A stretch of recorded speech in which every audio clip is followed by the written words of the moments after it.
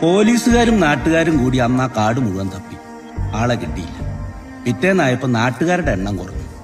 2 ദിവസം കഴിഞ്ഞപ്പോ ഒരുത്തനും വരാതായി. പോലീസുകാർക്കും മടുപ്പായി. ആളെ പിടിച്ചത് പുലിയാണോ കടുവയാണോ എന്ന കാര്യത്തിലെ സംശയം ഉണ്ടായിരുന്നുള്ളൂ. ഇനി കിട്ടില്ലെന്ന കാര്യം എല്ലാവർക്കും ഉറപ്പായിരുന്നു. പക്ഷേ ആരെന്തൊക്കെ പറഞ്ഞിട്ടും അയാൾ കേട്ടില്ല. ഒരാളെയും അങ്ങേര് വിശ്വസിച്ചില്ല. അയാൾക്ക് ഉറപ്പായിരുന്നു ആ കൊച്ചിനെ കിട്ടുന്നു, കിട്ടാതെ ഇവിടുന്ന് പോകൂലെന്ന്.